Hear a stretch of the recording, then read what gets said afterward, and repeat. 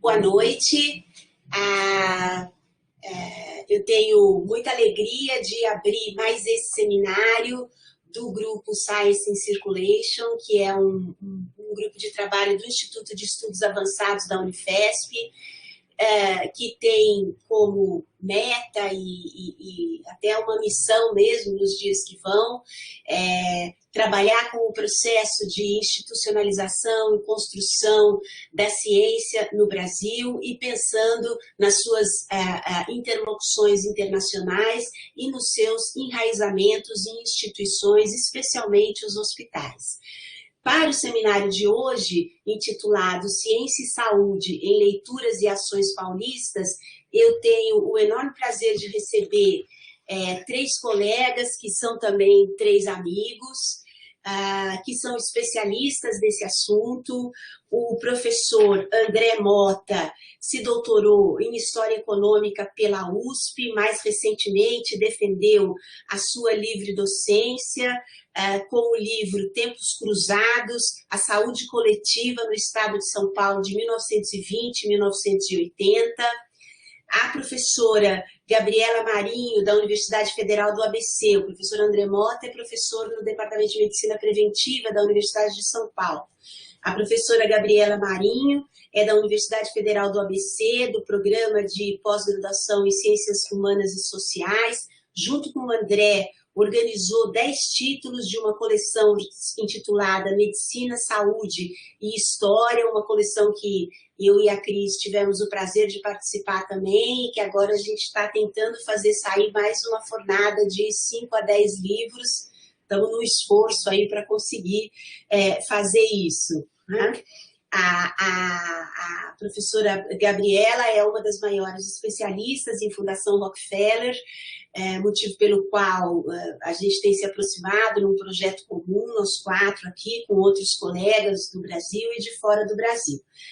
A professora Cristina Campos se doutorou na FAO, na Universidade de São Paulo, atualmente é professora do programa de pós-graduação na Unicamp, com estudos sobre saneamento e higiene pública, ajudou a organizar 2 dos livros dessa coleção que eu citei mais atrás, e é uma das grandes estudiosas de saneamento, tecnologias e, enfim, pensando as áreas urbanas. Então, eu tenho muito prazer de recebê-los hoje para esse debate.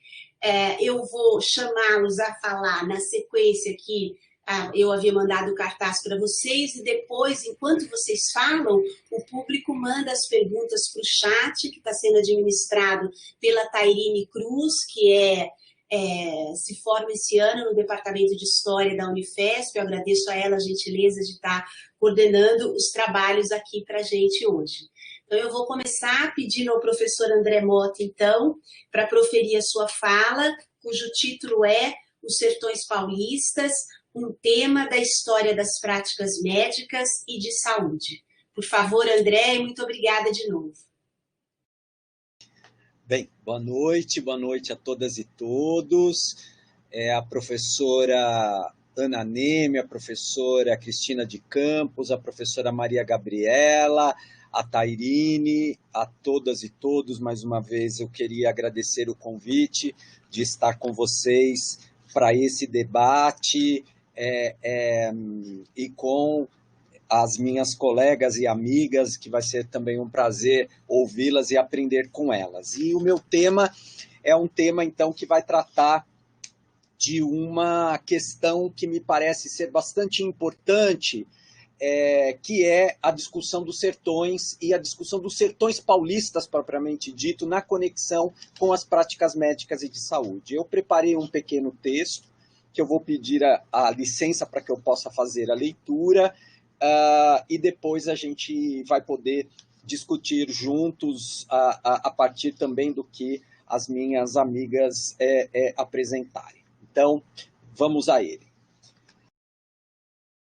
O tema dos sertões no Brasil vem sendo objeto de análise de diversas áreas do conhecimento e em diversos momentos. No entanto, foi por influência de trabalhos realizados entre os anos de 1980 e 1990 que se iniciaram mais intensamente pesquisas que passaram a vincular os chamados sertões brasileiros e os órgãos médicos e de saúde pública, abrindo espaço para estudos convergentes e influenciando várias gerações até os dias atuais. Da ida aos interiores do Brasil, ou da identificação desse sertão ali, do outro lado da avenida, inaugurava-se, sob a bandeira do saneamento, algo bastante novo entre os estudiosos, que não só capturavam as relações entre o urbano e o rural, ou entre o que consideravam selvagem e civilizado, mas abriram espaço para se identificar e representar a ideia de que o sertão está em toda parte, ganhando consistência tal afirmação exatamente por não possuir uma realidade material específica que o configure, não sendo nenhum tipo de meio natural singular e nenhuma modalidade própria de paisagem urbana, impedindo caracterizações precisas do ponto de vista geográfico. No caso paulista, entre os séculos XIX e XX, divulgou-se amplamente o discurso da regeneração da pátria pela retirada do doente sertanejo de sua letargia, tendo o plano sanitário estadual a responsabilidade de atender às necessidades territoriais particulares e propondo regenerar aquele filho paulista que carregaria, segundo diziam, as insígnias de suas origens bandeirantes. Sem dúvida, para um projeto de tamanhas proporções, as interrogações sobre o sertão paulista ganhariam a pauta das elites interessadas em se interiorizar e tomar as terras existentes a partir de um discurso modernizador e civilizatório, um lugar que deveria ser descrito, estudado, esquadrinhado pela ciência e, por fim, transfigurado em civilização. Ao mesmo tempo, compreendido como manancial cultural nacional, o sertão configuraria-se como lugar da vergonha, da denúncia e do desprezo. Não por acaso, Os Sertões de Euclides da Cunha tornou-se um livro obrigatório para essa reflexão, por acreditar na reabilitação do homem sertanejo, do qual emergiria uma raça forte, amparada numa tradição que de muitas maneiras se remeteria a São Paulo. Monteiro Lobato foi outro reconhecido representante e difusor da construção desse espírito paulista e o sertão, procurando atrelar as mazelas aos mitos que conformavam a brasilidade, envolvendo sobretudo as áreas sertanejas paulistas, ao construir seu personagem, o caipira Jeca Tatu. Assim disse Lobato, que nessa terra dá de tudo, disse Vaz de Caminha, mas a formiga come tudo que se planta, acrescenta o Jeca de Cócoras na filosofia da sua velha experiência. Foi por meio da propaganda do biotônico Foltore, em 1910, que Lobato conseguiu espalhar pelo Brasil quais seriam as condições que se encontravam os brasileiros. Na história do Jeca, todos os que passavam pelo seu casebre eram unânimes a respeito de seus desvios. Vadio, preguiçoso e bêbado, até que um doutor, aportando por aquelas paragens, espantou-se diante daquele caboclo chucro e amarelado e resolveu examiná-lo. Num diagnóstico preciso e científico, declarou que seria a redenção de todos os Jecas, a ação saneadora. Dessa ação, emergiria um outro Jeca, o mensageiro do biotônico, usando botas e falando inglês, subindo então ao panteão dos heróis do saneamento do Brasil. Mais que um simples garoto propaganda, beneficiário de um fortificante, este novo Jeca seria símbolo de independência e força para expurgar todos os males e doenças. A síntese dessa discussão estaria, conforme clássico estudo de Maria Isaura Pereira de Queiroz, no movimento de interiorização atrelado às demandas do capitalismo internacional do século XIX, alterando as representações em torno da antiga Paulistânia, ganhando a figura mítica do paulista, a idealidade de um território e povo naturalmente construídos para servir aos ímpetos do progresso vigente. Disse ela, além do passado e do presente, a imagem encerrava também uma projeção para o futuro. A província de São Paulo não poderia dar de si tudo o que esperava enquanto se mantivesse atrelada às regiões incultas ou atrasadas, sendo indispensável para o seu pleno desenvolvimento que se separasse dessas. Sob o impacto de uma interpretação de tomada territorial, quando o discurso sobre ser o sertão um espaço desconhecido, mesmo que fosse território em muitas áreas já identificado e inclusive mapeado, tomar e domar essas terras passaram a ser um dos principais objetivos do projeto modernizador das elites paulistas desde o século XIX. Os avanços das fronteiras demográficas e econômicas deram continuidade à expulsão ou extermínio da população indígena, ou mesmo de poceiros, e contaram com a utilização dos recursos naturais disponíveis para se efetivar, seja como canais de transporte os rios, seja como fonte de energia as florestas e os rios, seja como fonte de recursos para a subsistência e o comércio, terras para agricultura, pecuária e, eventualmente, mineração. Cabe lembrar ainda, quando se fala de meios de comunicação, que as ferrovias começavam a arriscar o território nas décadas finais dos 800. A carta geográfica, associada àquilo que conhecemos por São Paulo, foi resultado de um longo processo histórico atrelado a esse processo de colonização e de seus desdobramentos territoriais, administrativos e econômicos, desenhando fronteiras da chamada Paulistânia ao que será o que nós conhecemos por Estado de São Paulo. Exemplarmente, no Oeste paulista, a chegada desses empreendimentos marcou a paisagem, ficando sob o silêncio do discurso mitológico bandeirantista e de seus defendidos atributos capazes de interiorizar e civilizar as terras ditas desconhecidas e selvagens.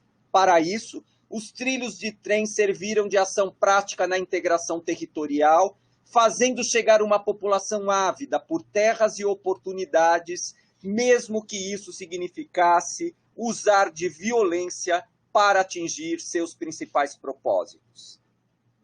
As instituições médicas e órgãos de saúde pública passariam a mudar e ajudar a mudar essa paisagem, sendo institucionalizadas, assumindo parte desse desafio, erradicando algumas moléstias, higienizando e diagnosticando, na medida do possível, os ambientes insalubres, considerando-se uma peça central da engrenagem para a modernização do Estado. Maria Alice Rosa Ribeiro desenvolveu relevantes estudos em torno dessa conexão interior-capital, flagrando o movimento de saneamento dos interiores paulistas, mescla de sertão e civilização, com o Código Sanitário Rural de 1917, impactando a vida dessas áreas pouco devassadas pelas necessidades das fazendas e das pequenas localidades quando existiam. Junto a isso, a figura do caboclo, que desaparecia, do caipira, que passaria a ser vergonha civilizatória, suprimido na imagem de Jeca Tatu recuperado, o paulista sertanejo e bandeirante.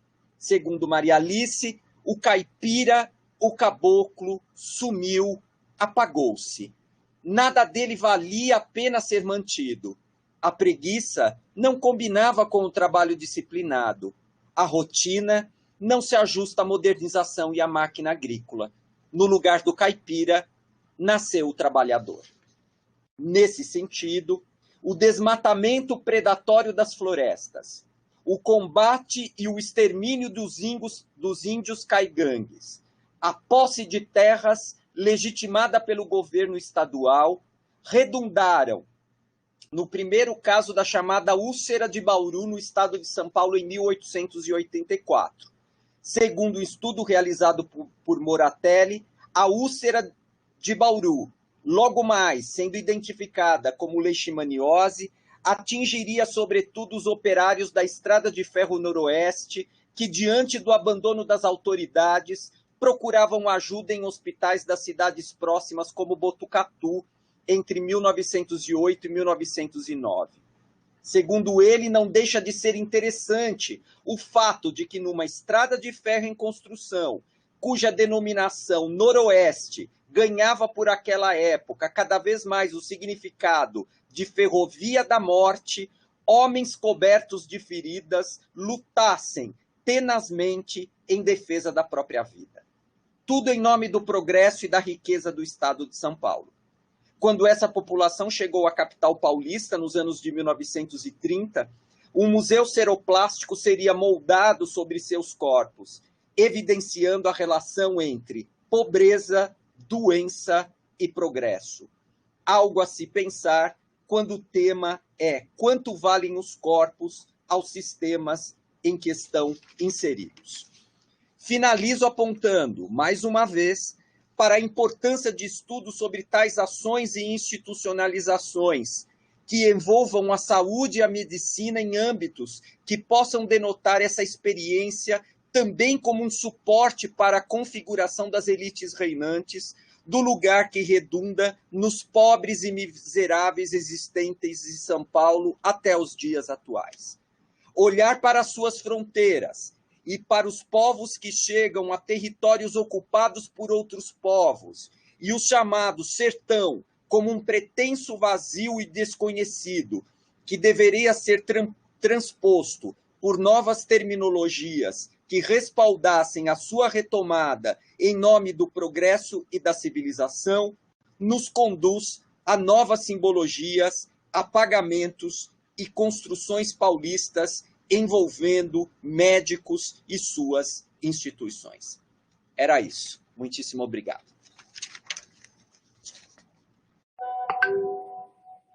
Muito obrigada, André. Prazer ouvi-lo, como sempre.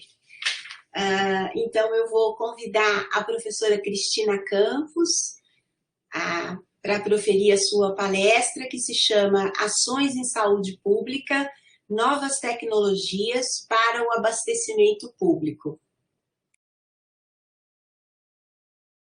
Cris, você pode... Oi. Acho que a sua câmera está fechada. Opa, pronto. Abriu. Pronto.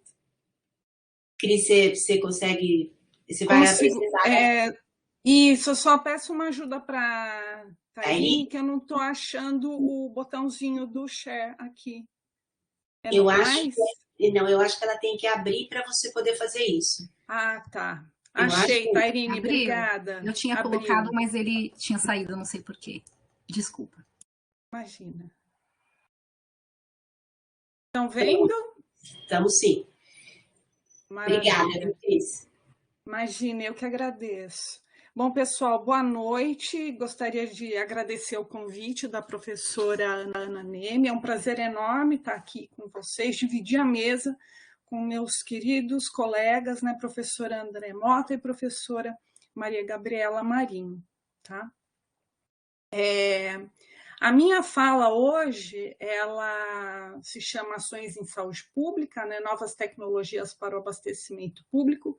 É uma reflexão que eu faço a partir de um projeto de pesquisa que eu estou desenvolvendo, né, em parceria com a professora Gabriela Marinho, né, no âmbito da Universidade de São Judas e também da Unicamp e da UFABC. Tá? E é um projeto patrocinado, né, financiado pela FAPESP. Bom, esse trabalho, esse projeto é sobre o médico Geraldo Horácio de Paula Souza, um dos primeiros diretores da Faculdade de Saúde Pública, aí em São Paulo, né? E trabalha com uma coleção de fotografias do professor Paula Souza. E a partir desse material, né, nós começamos a perceber, né, algumas aproximações que permitem a gente estar discutindo, por exemplo, a questão do abastecimento na cidade de São Paulo. Tá? Então, o Paula Souza ele foi bolsista da Fundação Rockefeller, ele entra como na cadeira de higiene, formada em 1916, e em 17 e 18 ele recebe uma bolsa para fazer o seu doutoramento em higiene e saúde pública na Universidade Johns Hopkins. Lá ele segue os seus estudos, né, e faz uma série de visitas técnicas, como eu vou mostrar aqui.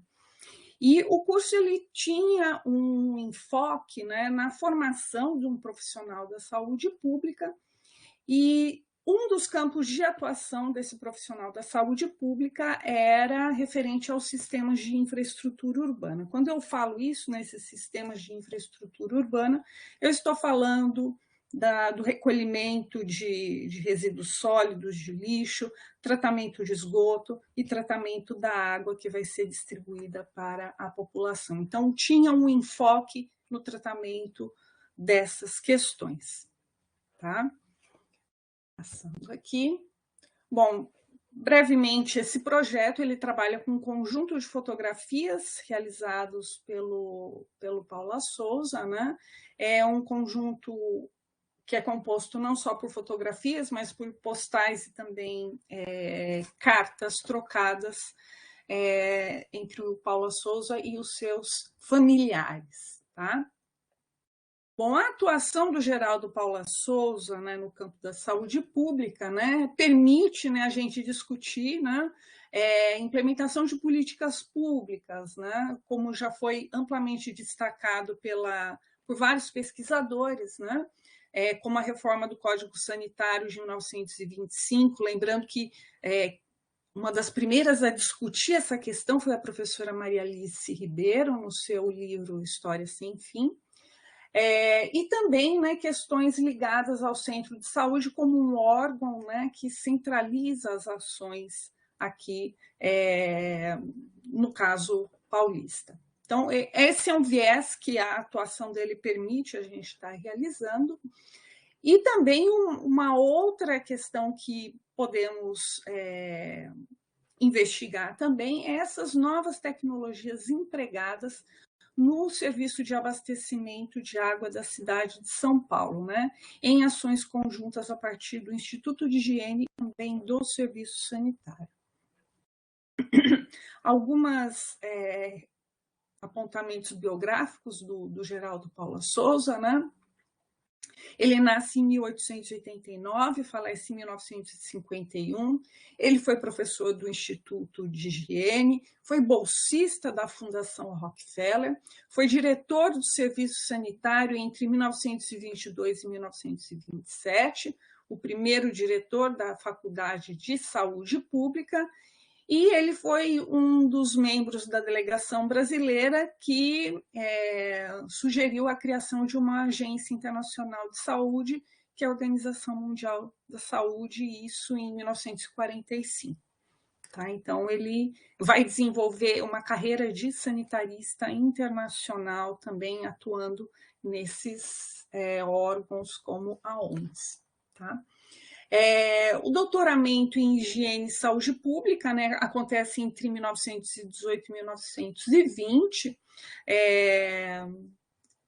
Ele vai para Johns Hopkins, onde ele desenvolve os seus estudos, e como eu disse no início da minha fala, né, é uma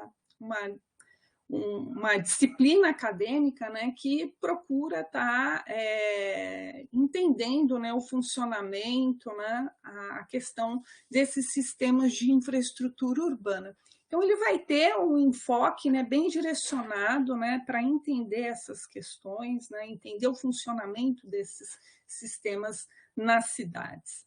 Ele vai realizar uma série de trabalhos de campo, em cidades do Sul, principalmente, que eu vou comentar também mais à frente na minha fala. E nessa formação do Paula Souza, né, em saúde pública, né, destaca-se aí, né, que existem duas correntes aí em embate, em debate, né? A dos contagionistas e a dos bacteriologistas. Dentro da Faculdade de Saúde Pública, né, a corrente bacteriologista sendo muito forte, né? Então, nós temos um fortalecimento, né, seja da bacteriologia, da química também, e o nascimento é um pouco forte, né? Mas esse incentivo a essa ciência desenvolvida pelo laboratório, né? Os laboratórios de bacteriologia e de química, eles vão ser peças fundamentais, né? Não somente no abastecimento de água, mas também para controle de fármacos, de alimentos, né? Que vai ser muito presente na formação do Geraldo Paula Souza. Tá? E esses laboratórios, né, de bacteriologia e químico, né, eles acabavam, né, recolhendo amostras de água, né, fazendo uma série de experimentos, né, e isso vai fomentar o desenvolvimento de equipamentos, né, e novas tecnologias, justamente para estar criando, né, esses mecanismos para essas infraestruturas. Então, é um filtro, é um outro equipamento para ajudar a despoluir as águas, né? Então, a gente observa que existe também esse movimento, né, no fomento, no desenvolvimento de novas tecnologias. Tá? Então, nesses trabalhos de campo, aqui eu trouxe algumas imagens, né, que mostram os serviços de abastecimento de cidades como Memphis, St. Louis e de Nova Orleans. A semelhança com São Paulo, né, é porque eles também utilizam, né, água de rio para o abastecimento, né? Então, o Paula Souza ele vai visitar esses lugares, ele vai entender quais eram as técnicas empregadas para a purificação das águas, entender como era feita a despoluição das águas de esgoto. Então, vai ser um trabalho, né, enfim, que ele vai fazer junto aí do seu doutoramento, né, como parte da sua formação na Johns Hopkins. Ele termina esse doutoramento em 1922, retorna ao Brasil e acaba entrando, né, assumindo a direção do serviço sanitário e também do Instituto de Higiene, que estava com os técnicos norte-americanos, né, que retornaram para os Estados Unidos, e o Geraldo acaba assumindo a direção do Instituto de Higiene. E o laboratório de higiene, né, enquanto o doutor Darling estava à frente dos trabalhos, né, vai realizar um trabalho interessantíssimo durante uma epidemia de febre tifoide na cidade de São Paulo. Tá? Esse trecho que eu vou relatar, ele está num texto, né, produzido pelo Geraldo Paula Souza, publicado em 1925 nos Cadernos de Higiene e Saúde Pública, né, que ele relata esse caso do Darling, que ele vai investigar, ele vai a campo, ele pega um barquinho, né, sobe o Tietê até identificar o lugar, né, onde a pessoa estava doente, e era uma casinha que ficava um pouco acima, né, do lugar onde fazia a coleta da água para distribuição. Então, de fato, né, o Dr. Darling ele vai, né, e identifica, né, onde estava o foco dessa doença. E ele vai desenvolver, né, dentro do Instituto de Higiene, uma série de estudos sobre a febre tifoide em São Paulo. Tá? Então, ele vai identificar, né, esse foco de disseminação da doença, né, um ponto acima na captura in natura das águas do rio Tietê. Lembrando que a gente está falando de décadas de 1920, né? Eram pouquíssimos os tratamentos, né, dedicados à água consumida em São Paulo. Então, às vezes era uma filtragem, uma coisa bem simples, que acabava colocando a vida da população em risco. E ressalta-se aqui, principalmente, né, quem bebia água do rio Tietê eram as populações da parte baixa da cidade. Belenzinho, enfim, onde se concentrava, né, uma parte da população pobre da cidade. Bom, qual o envolvimento do Paula Souza com a questão das águas consumidas, né? Isso acontece, creio eu, desde a graduação dele em farmácia. Ele vai se formar em farmácia aqui na Faculdade de Farmácia de São Paulo. Ele vai ter um laboratório de análises químicas, depois ele entra na Faculdade de Medicina, onde ele defende uma tese sobre as águas do Rio Tietê usadas no abastecimento. Ele também vai ter uma passagem pelo Laboratório de Química da Escola Politécnica, né? Vai desenvolver um dispositivo para purificar a água a partir do uso do ozônio, né? E vai, enfim, para os Estados Unidos. Quando volta e entra para o serviço sanitário, ele vai dar continuidade à investigação desses problemas da água do abastecimento. E em 1925, durante um surto de febre tifoide, ele começa a utilizar o cloro na água. Então, nós acreditamos aí que seja uma aproximação, né, com esse conhecimento que ele tomou contato nos Estados Unidos e, enfim, trouxe também isso para São Paulo. Enfim, né, existe esse relato do próprio Paula Souza publicado nesse artigo, né, mas precisamos fazer outras investigações para entender melhor como isso aconteceu.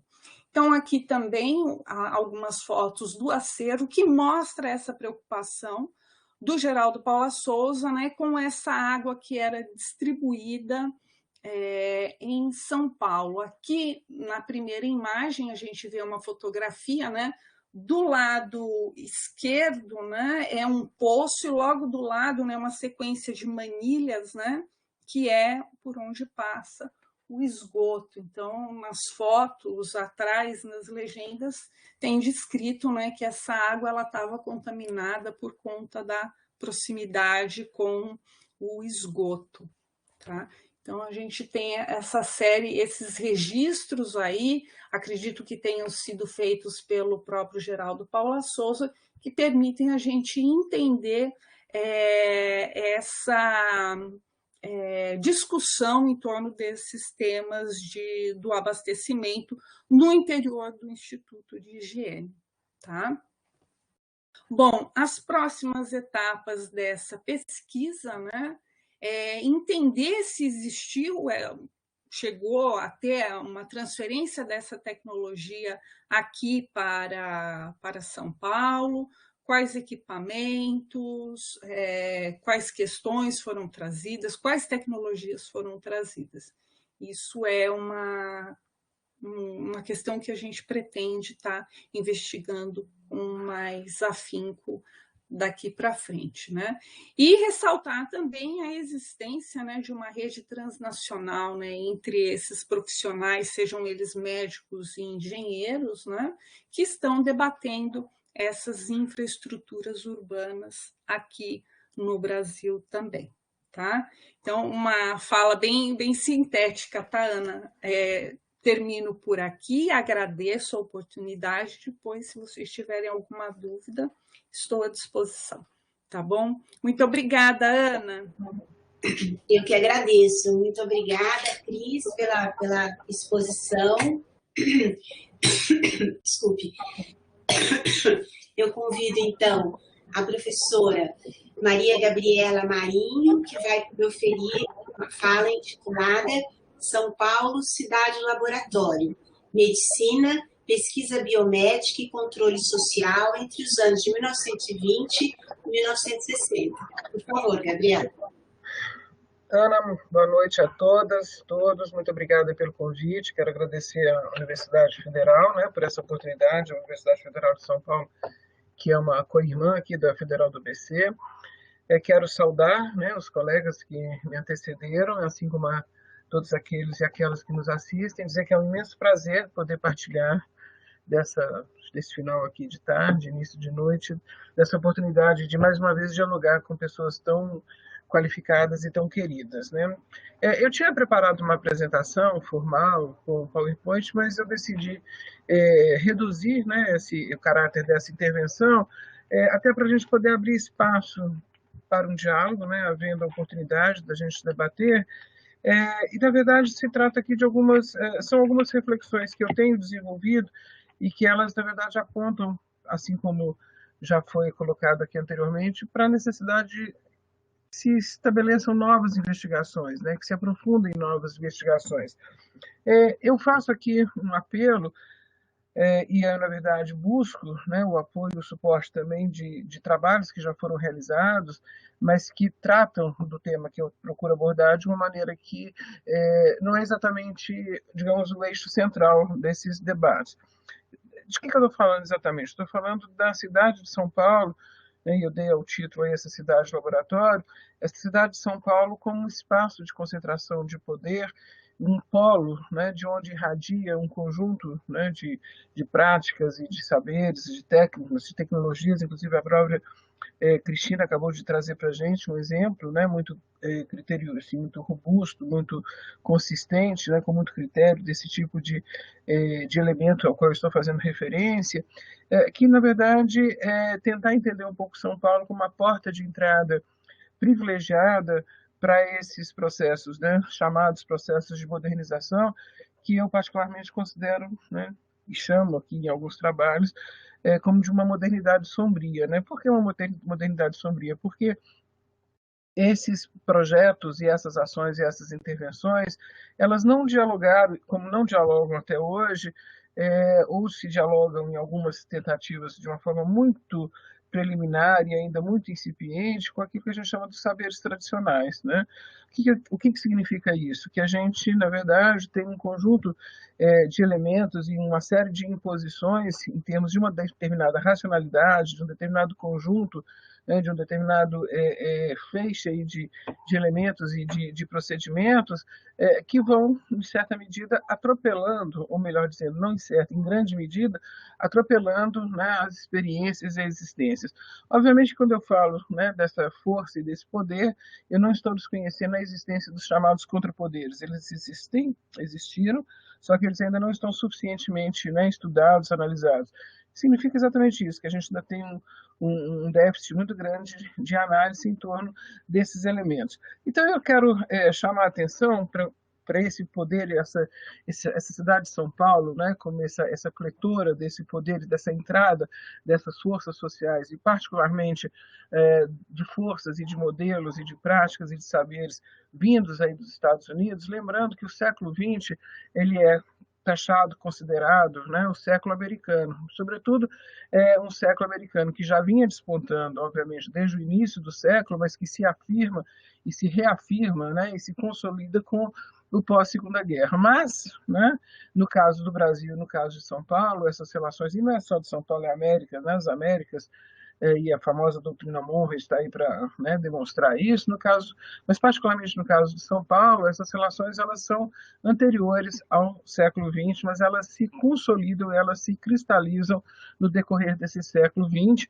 E eu fiz um recorte, né, faço um recorte entre a década de 20 e aí meados da década de 60, porque afinal de contas, nos anos 60 a gente vai ter um movimento que é, né, de transformação global, com a contracultura, enfim, com todas as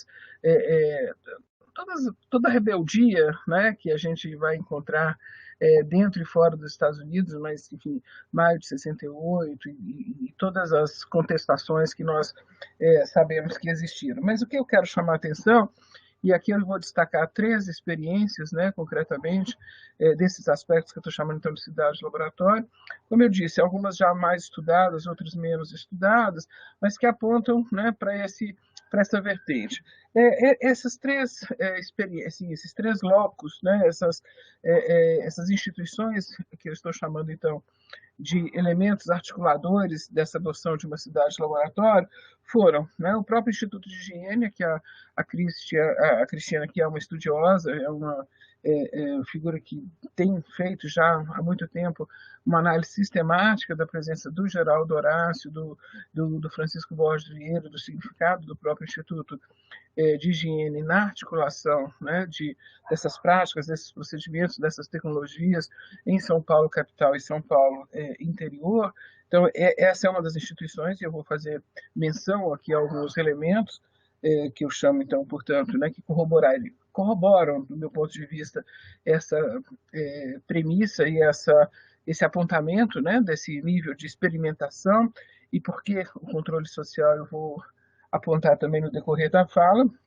Então, a primeira instituição é o Instituto de Higiene, a segunda instituição, também já estudada, né, que é o Juqueri, estudada já sobre vários aspectos, e eu destaco aqui o trabalho do pesquisador Gustavo Tarello, lá do Museu da Faculdade de Medicina, que é coordenado aqui pelo professor André Mota, e que nós, na Universidade Federal do ABC, e particularmente sob a coordenação editorial, de quando eu estive à frente da editora, teve a honra de publicar, que é o trabalho dele sobre as terapias biológicas no Juqueri. Mas o Gustavo, ele tratou exatamente das terapias biológicas, mas o Juqueri foi além das terapias biológicas, e eu vou destacar aqui dois aspectos, né?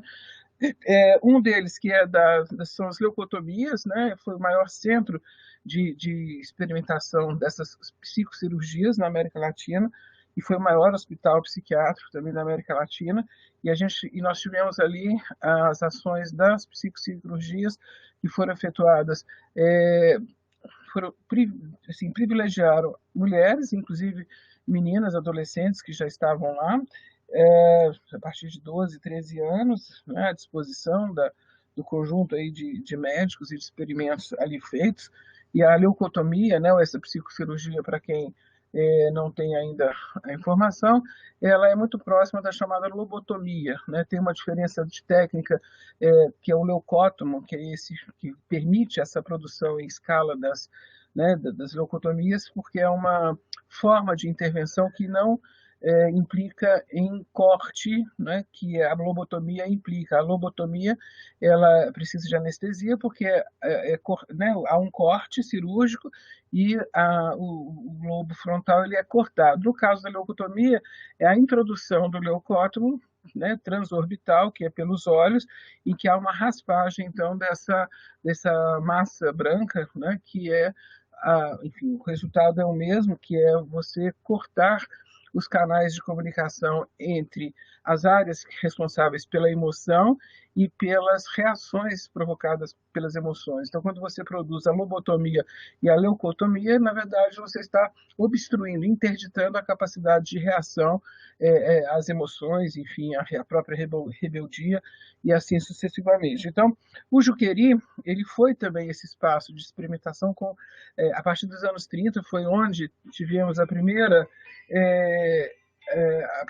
experiência desculpe aqui porque, enfim, a primeira experiência de psicocirurgia no Brasil foi realizada em 37 no Juqueri, e a gente tem, posteriormente, uma escala, né, que vai conseguir ganhar exatamente a escala por força dessa possibilidade de você fazer a intervenção sem o caráter cirúrgico, mas como um procedimento, que é um procedimento que permitia, portanto, uma recuperação clínica mais rápida, mas com sequelas profundas, né? Além da psicocirurgia, o Juqueri também foi um espaço de articulação, de possibilidade de desenvolver trabalhos junto com o Butantan, de base né, na farmacologia e na endocrinologia, tomando o homossexualismo como uma doença e associando o homossexualismo a essas disfunções, né, das glândulas e, portanto, tratando na perspectiva da endocrinologia e da constituição, portanto, né, dessa área que era, obviamente, uma área em desenvolvimento no mundo todo, e a afirmação dessas pesquisas, depois, inclusive, com a própria participação da Escola Paulista de Medicina, que se torna, né, posteriormente, Universidade Federal de São Paulo, e uma figura-chave nesse processo foi exatamente o professor Ribeiro do Vale, José Ribeiro do Vale, que é uma figura-chave, e também, né, bolsista Rockefeller, além de outros que eu vou mencionar, porque a Rockefeller eu vou deixar para fechar aqui um pouco essa intervenção, falando então dessa presença da Rockefeller como uma linha, né, de articulação, uma força social que vai articulando e arrematando muitas dessas experiências, para não dizer a totalidade, né?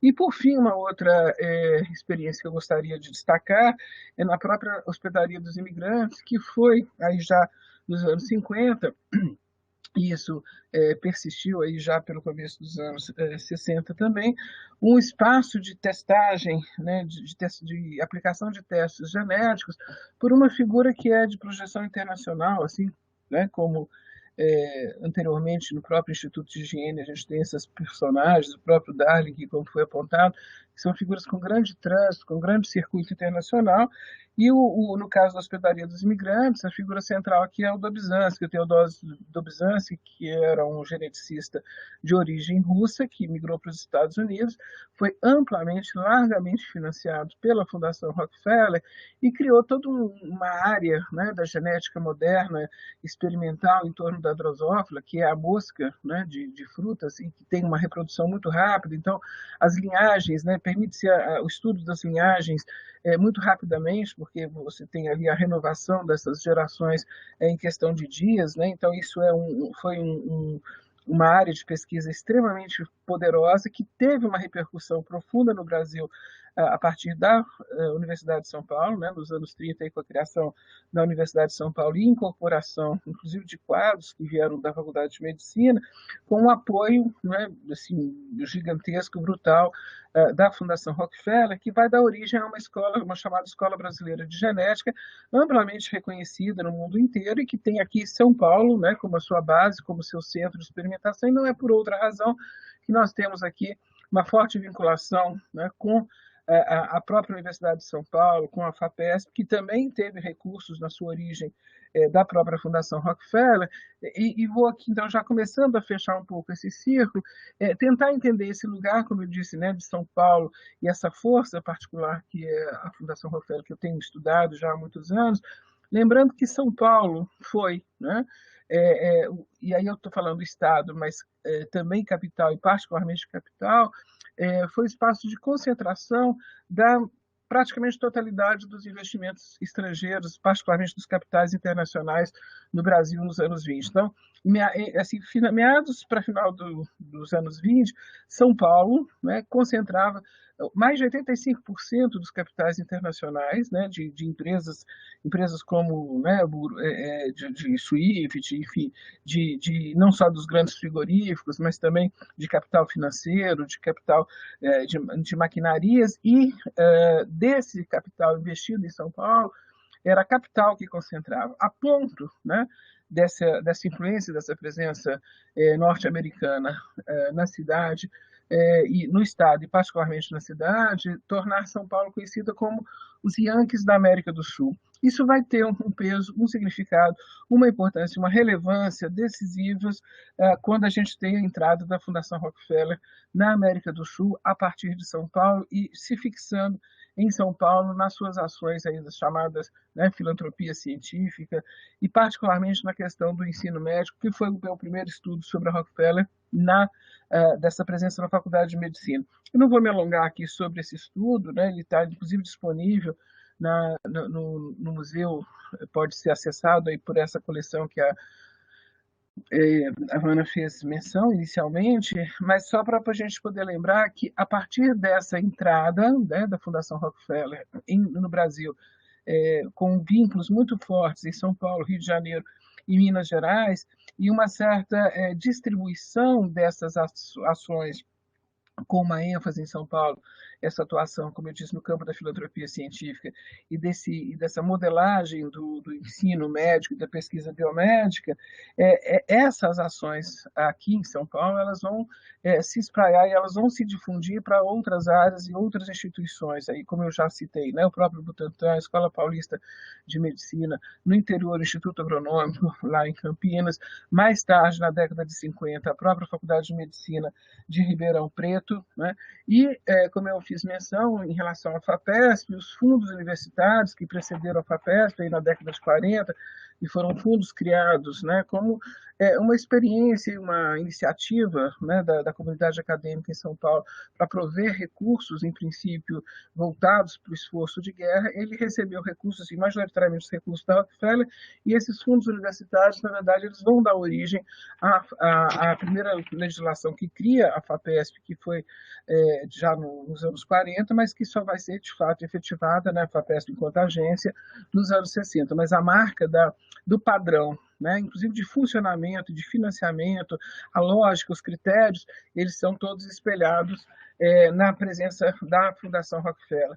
E só que para fechar essa exposição, como, né, já fizemos menção aqui, a própria Cristina falou do próprio do Darling, e eu depois falei do Dobzhansky, todas figuras financiadas, e no caso do Juqueri, o próprio, uma figura central, né, depois do Franco da Rocha, que foi o Pacheco e Silva, também recebeu recursos. Em 26 ele viaja para os Estados Unidos para percorrer algumas das instituições psiquiátricas dos Estados Unidos, né, trazendo aí referências para o Brasil. Para além dessas questões, aquilo que eu chamo, né, de uma certa modernidade sombria, eu vou chamar atenção para alguns aspectos que ainda são pouco estudados aqui em São Paulo, que é a questão da opilação, da ancilostomose, ou amarelão, a que o André fez menção no começo da fala dele.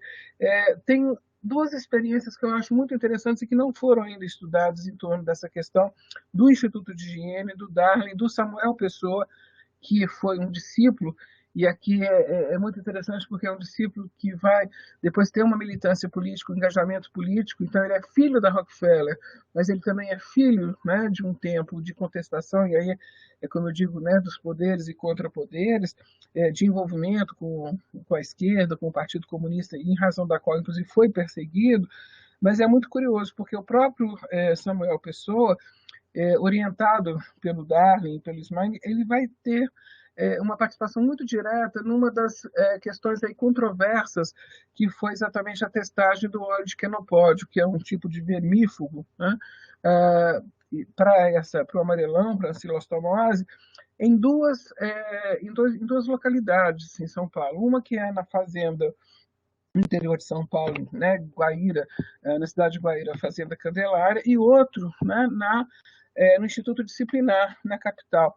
E aqui eu chamo a atenção, sem entrar muito em detalhes, para a gente ver dois aspectos aqui dessas populações que estão sendo aí, portanto, né, tratadas como cobaias, que são exatamente lavradores e lavradoras, né, no interior, nas fazendas, e aquelas crianças, né, que são aquelas crianças indesejadas que estão abrigadas no Instituto Disciplinar, que também eram objeto dessa testagem desse óleo de quenopódio, que teve, inclusive, né, na literatura sobre a Rockefeller, a gente tem aí vários relatos, né, de mortes, porque havia toda uma necessidade de se calibrar a dosagem desses vermífugos, e isso estava, né, acontecendo aqui em São Paulo, sem que a gente ainda tenha, como eu disse, estudos mais sistemáticos sobre essa testagem e sobre essa perspectiva, né, da experimentação e desse controle, como eu chamo, desse controle social. Só lembrando, né, que nós estamos falando, portanto, trabalhadores rurais, né, crianças, né, e adolescentes, no caso aí do Instituto de Higiene, nós estamos falando daqueles indesejáveis que foram concentrados, e sobretudo mulheres, no Hospital do Juqueri, né, na questão da psicocirurgia, mas também, né, o homossexualismo e as terapias biológicas. E nós estamos falando na hospedaria dos imigrantes, da testagem genética, aquele largo contingente que era dos migrantes, né, vindos aí sobretudo do Nordeste, que eram abrigados aí nos anos 50 na hospedaria, e dali partiam para, né, também fábricas e fazendas, e onde fosse possível, enfim, acolher ou não, né, essas levas de imigrantes que chegaram a São Paulo aí em grandes contingentes, em grandes quantidades. Então, fechando, né, já aqui a minha fala, eu queria apenas fazer uma reflexão que, embora a gente faça, né, e eu entendo que a gente tem que fazer cada vez mais sistematicamente a crítica desse adornamento forçado, né, dessa prática, né, forçada, desse encontro forçado, desses saberes, dessas técnicas, dessas práticas que pouco dialogaram ou dialogam com saberes locais tradicionais. Ao mesmo tempo, nós estamos vivendo um momento, um contexto, uma conjuntura de tal negacionismo que fazer a própria crítica da ciência ela causa um certo mal-estar. Por quê? Porque, obviamente, a ciência precisa ser criticada da perspectiva das práticas que são impostas, né? Como verdades, como certezas, como a partir de um certo essencialismo. Mas a gente não pode, por outro lado, é a minha perspectiva, negar o que a gente tem, vamos chamar aqui de ganhos, né? A partir do que a própria, aqui não vou dizer a ciência, mas a capacidade humana, né? O espírito humano foi capaz de produzir do ponto de vista, né, de ganhos objetivamente para o bem-estar e para a vida das pessoas e dos indivíduos. A grande questão são os usos que nós fazemos desses ganhos e, obviamente, a necessidade permanente de combater o negacionismo que hoje é tão entranhado, que hoje é tão frequente. Então, fazer uma crítica da ciência por dentro da ciência, sem negar, evidentemente, aquilo que a ciência pode trazer de caráter emancipatório. Eu acho que esse é um elemento que a gente precisa cada vez mais cultivar e cultuar, no sentido de não cair na vala comum da negação, né, e com toda a tragédia social que ela nos traz. Fundamentalmente, era o que eu gostaria de trazer para vocês. Agradeço muito a atenção e o convite mais uma vez. Devolvo a palavra para a Ana. Muito obrigada, Gabriela. Foi ótimo. Nós estamos com um pequeno problema técnico, porque o André saiu da sala sem querer, deve ter caído. E aí agora a Thay está tentando colocá-lo, mas depois que a transmissão começa, quando alguém dessa sala tenta voltar, vai direto para a sala dos ouvintes. Então ela está tentando resolver e colocá-lo aqui de volta. Esperar o André, né? Precisamos guinchá-lo, né? Para trazer de volta, né? André é precioso. Esperamos que ele consiga, que a Tainina consiga, né? Não, deve conseguir, sim. Mas eu queria fazer alguns comentários antes de juntar aqui algumas questões, porque o que é interessante quando a gente pensa medicina, progresso, tecnologias, equipamentos de saneamento que incidem sobre a saúde pública, todas essas coisas sobre as quais vocês falaram, São Paulo sempre vive essa espécie de dialética, né, entre progresso e atraso. A Maria Alice, se eu não me engano, no livro dela, ela fala a uma modernização sempre vem acompanhada de alguma pobreza maior. É como se todos os esforços feitos por aqueles que sinceramente acreditavam que a modernidade poderia melhorar a condição das populações pobres tivesse sempre esbarrado nessas estruturas, né? O André coloca bastante tinta no papel das elites, nos processos de exclusão, assim como os exemplos que a Gabriela traz também são interessantes porque mostram processos de desenvolvimento científico que são excludentes, porque marcam as pessoas que precisam ser enquadradas num determinado comportamento aceitável e que, portanto, são submetidas a procedimentos, no mínimo, eticamente discutíveis, para dizer o mínimo, né? Então, a história de São Paulo é a história desse gap enorme entre as possibilidades de progresso e de financiamento dele, em equipamentos, em tecnologias, em parcerias internacionais de pesquisa, por um lado, e, por outro lado, a manutenção desses níveis de pobreza, o que é também um microcosmo do que acontece no Brasil, porque a gente costuma dizer que aqui existe uma riqueza muito maior, mais gente com água potável, mais gente com luz elétrica, mais gente com abastecimento, blá, blá, blá, blá, blá, e, portanto, com melhores condições de saúde, é verdade, mas nós nunca conseguimos extirpar a pobreza daqui também. Então, esse é o enigma do progresso dentro da lógica do capitalismo. E essas carreiras que a gente estuda, elas são bastante emblemáticas disso. Então, enquanto o André não consegue voltar, eu acho que valeria a pena trabalhar com duas questões que chegaram aqui. Uma sobre o Paula Souza, Cris, se eu entendi bem, ela quer saber como é que ele entendia o papel de trazer essas tecnologias, transferir essas tecnologias do ponto de vista do enfrentamento da pobreza, se isso aparecia, ou se simplesmente era uma questão de desenvolvimento tecnológico, São Paulo e tal. E também tem uma pergunta sobre o Ribeiro do Vale, Gabi, porque você citou o Ribeiro do Vale, se eu não estou enganada, quando você estava falando dos espaços de experimentação da psicocirurgia. E aqui há uma pergunta para você desenvolver um pouquinho mais sobre o Ribeiro do Vale. Até uma vez, lembro que a gente conversou sobre isso, porque o Fundo Ribeiro do Vale está lá no CEF, na EPM, você chegou a me perguntar dele, a gente já conversou sobre isso. Mas, enfim, primeiro eu vou passar essas duas perguntas para vocês, enquanto a gente vê aqui se o André consegue voltar. Por favor, Cristina.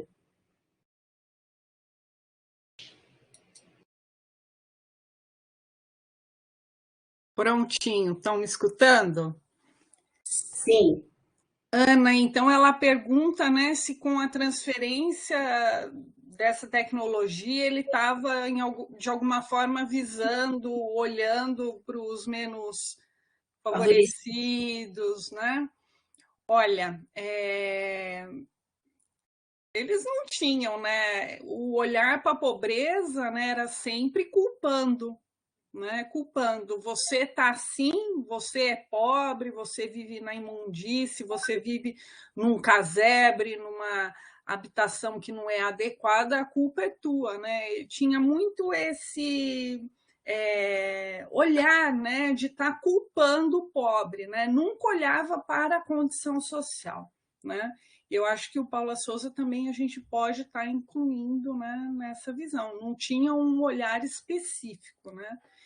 Tinha essa questão de promoção da saúde, né, de atender, mas ele, de alguma maneira, ele sempre acabava culpando, né? E, novamente, eu faço referência ao História Sem Fim, da Maria Alice, que ela tem um trechinho de um relatório do Paula Souza, que mostra bem um pouco o que era a percepção dele, que ele falava assim, né? Coloquemos o caboclo ignorante numa casa, né, e o rico no casebre, vocês vão ver o que acontece, né? O casebre vai ficar o melhor lugar para se morar e o outro lugar vai ficar imprestável para se morar. Então, por esse trechinho que Maria Alice recorta no História Sem Fim, a gente entende muito bem o que guiava qual era a percepção dele dos menos favorecidos. Tá? Muito obrigada, Cris. Gabriela, por favor. Então, quando eu falei do Ribeiro do Vale, talvez eu tenha sido um pouco atropelada na fala, ele não estava diretamente ligado à psicocirurgia, mas às experiências com a endocrinologia. Ele é uma das figuras centrais para essas pesquisas endócrinas em São Paulo e, por extensão, em grande medida no país, em que você tinha, naquele momento, né, a gente está falando dos anos 40, e depois isso vai prosseguir, qual é a questão? E aí era uma triangulação do Ribeiro do Vale, que depois vai deixar de existir, porque ele também atuou no Juqueri, era Juqueri, Butantã, e depois ele retira, né, se retira lá do Juqueri, e ele vai trabalhar fundamentalmente com a Escola Paulista e com o Butantan, com a pesquisa da endocrinologia, das glândulas endócrinas que ele ia pesquisar nos animais, fazendo a relação com a homossexualidade. Por quê? Porque naquele momento você tinha,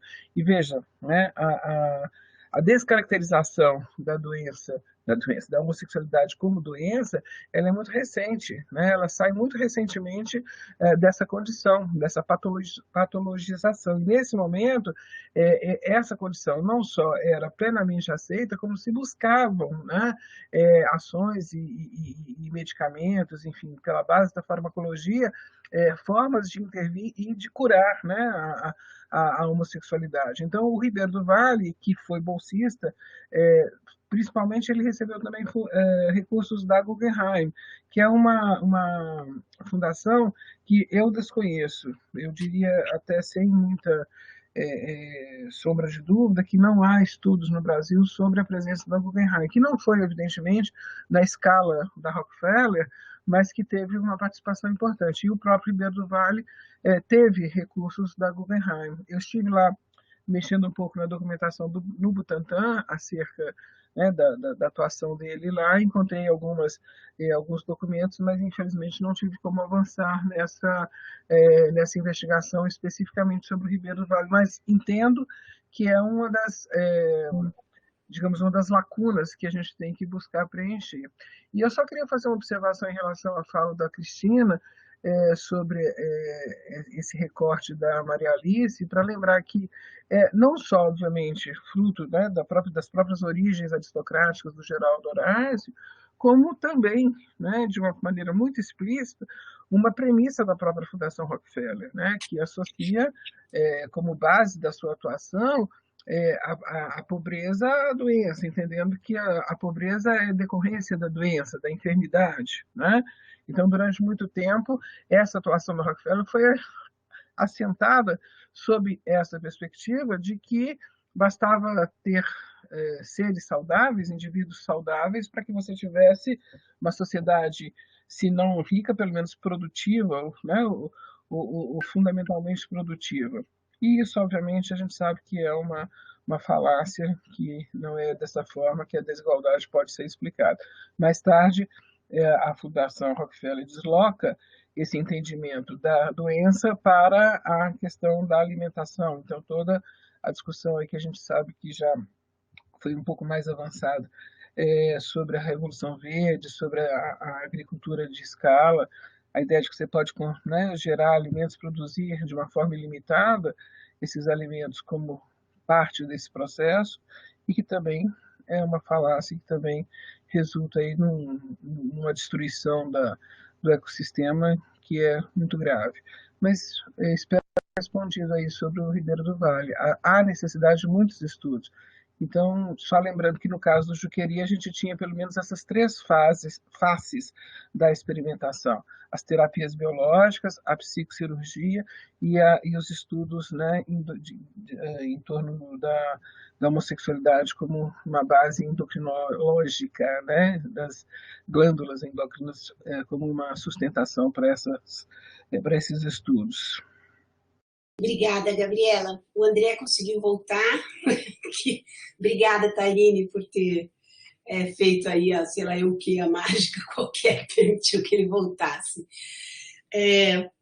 Eu tinha aproveitado enquanto você enfrentava a tecnologia, exatamente para discutir com as duas um pouquinho esse enigma de São Paulo, que é aquilo que a Maria Alice lá no livro seminal dela já falava sobre a modernidade que parece que sustentada pela pobreza que sempre vem junto com ela. Era sobre isso que a gente estava falando. Então, eu tinha pensado em fazer uma pergunta para vocês 3, né? Porque eu acho muito importante a gente conversar sobre isso, nós que estamos debruçados sobre isso de medicina, pobreza, história, determinantes sociais da doença, entre os quais as questões de sanitarismo, que por óbvio do nosso ponto de vista não são responsabilidade da pobreza, mas ao contrário, né? Essa inversão.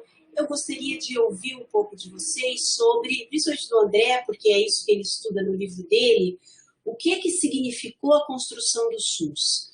Porque na origem, digamos assim, dos seus fundadores, assim como dos fundadores da saúde coletiva, estava a ideia de que os determinantes sociais que seriam fundamentais para a construção de um sistema de saúde realmente inclusivo, universal, tá? E que fosse um dos elementos de construção de justiça social, porque não é só oferecer a saúde, é criar os mecanismos por meio dos quais é possível fazer as perscrutações necessárias, as pesquisas necessárias, em função daquilo que se manifesta, né? E não apenas da sociedade que se idealiza, como sempre fez a elite de São Paulo.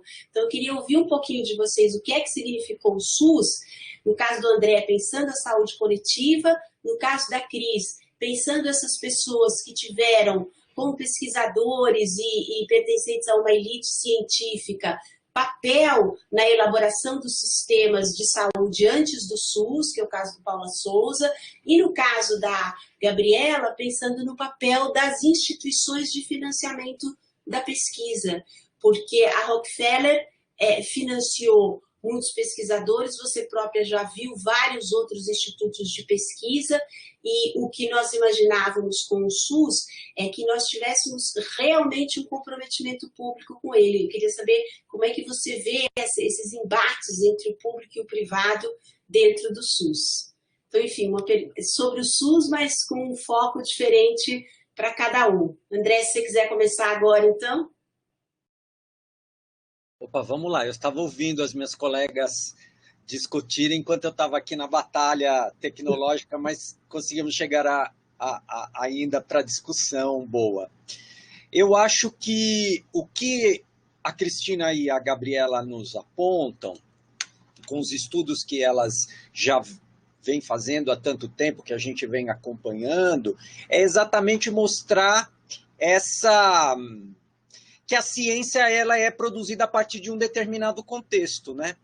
E que, obviamente, quando esse contexto vira, não é? Esta produção científica ela também é repensada, né? E há, claro, um aproveitamento, digamos, daquilo que é produzido em grande medida a partir dessas ações da ciência, né? No caso do Geraldo de Paula Souza, é uma conexão com o movimento que a saúde coletiva vai fazer aqui em São Paulo, né? E da mesma forma, a produção da Rockefeller e do CESP, toda essa tecnologia que vai sendo reconduzida e repensada numa outra direção. Então, eu acho que é muito importante a gente ter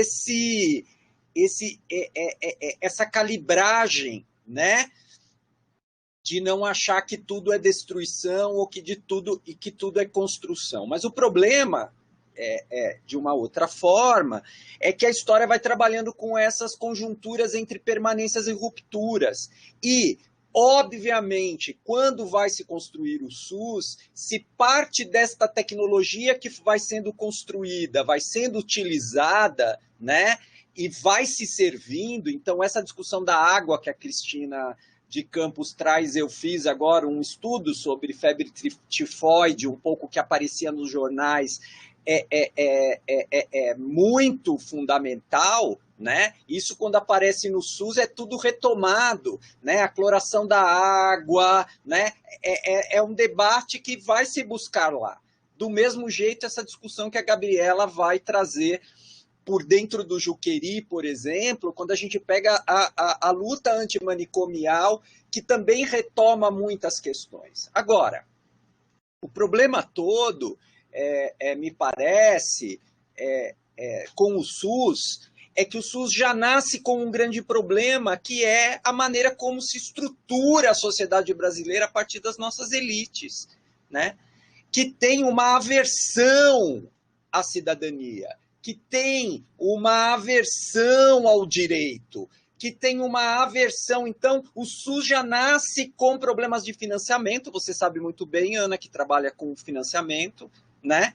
E não é um problema de financiamento porque o país é pobre, é um problema de financiamento porque as elites não querem financiar o próprio sistema, né? Por quê? Porque a maneira como se enriquece no Brasil é a partir da exploração da pobreza, da exploração do racismo, da morte, né? Nós estamos vendo na Covid-19 o que vai estar sendo transpirado pela CPI, o que nós estamos assistindo no cotidiano da população brasileira mais pobre, é que a morte dela, não é exatamente a riqueza de muitos, não é? O aproveitamento das nossas elites, de grande parte das nossas elites, eu não vou falar todas para não fazer uma generalização, mas de grande parte das nossas elites. Então há um problema interno, não é? Que não é a ciência que vai resolver, né? Não é a tecnologia que vai resolver, né? É o problema da estruturação da nossa própria sociedade, né? E como nós vamos, então, criar uma sociedade que tenha consciência disso, né? Porque o tempo todo a gente vê, quando nós caminhamos como o SUS com uma proposta de direito, imediatamente vem um movimento, não é? E o SUS mostra que a gente tem toda uma elaboração, toda uma construção, como Cristina e Maria Gabriela nos apontam, mas que as elites brasileiras, absolutamente, a gente percebe que elas são contra, né? Não é verdade que elas são a favor, elas não são a favor da educação, elas não são a favor da saúde, elas não são a favor do direito. Por quê? Porque o enriquecimento delas dentro do processo histórico brasileiro desde o período colonial se dá exatamente na exploração, na morte, não é? E no confinamento da maioria da população, na ignorância, né? Na doença, né? Tudo isso é promotora da riqueza no nosso país, né? E isso a gente precisa ter bastante claro. O problema é que a nossa classe média, principalmente a acadêmica, que produz estudos históricos, inclusive sobre medicina e saúde, faz o jogo das elites muitas vezes. Por isso que eu bato tanto, né? Talvez o meu erro seja, de alguma maneira, puxar tanto para cá, porque a história da saúde e da medicina no nosso país é extremamente conservadora e reacionária, não é? Por quê? Porque cai no discurso das elites achando que basta tecnologia e desenvolvimento científico que nós vamos tirar o Brasil da pobreza. Não é este o projeto das nossas elites. Enquanto a gente não souber colocar as coisas de um lado, sempre mostrando que do outro não é bem assim, não é? A gente acaba contando a história da carochinha das instituições, a história da carochinha dos médicos, a história da carochinha dos hospitais. Então, sempre assim, um grande desenvolvimento tecnológico e institucional. Quando a gente abre a janela, a população está morrendo de fome e morrendo de doenças negligenciadas. Então, eu acho que tem um problema também na produção do conhecimento historiográfico em torno da ciência, da tecnologia e principalmente da saúde e da medicina que nós precisamos retomar e enfrentar, não é?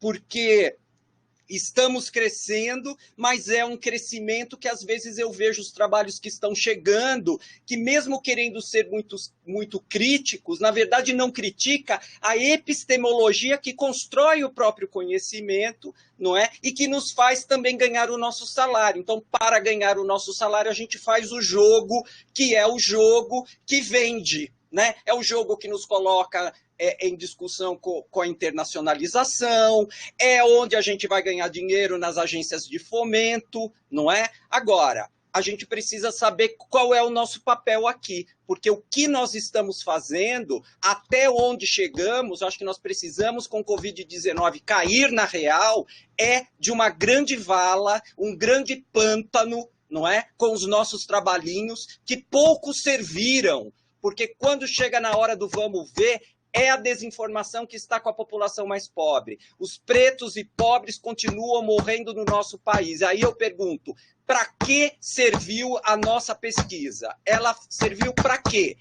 Em grande medida, para nada. Então, eu acho que a gente precisa rever tudo isso. Muito obrigada, André. Eu passo, então, agora para a Cristina. Olha, depois dessa resposta do André, me sinto assim plenamente. André, você respondeu, viu? Ana, mas como o André falou, teve uma contribuição, né? Teve ruptura, teve alguma continuidade, né?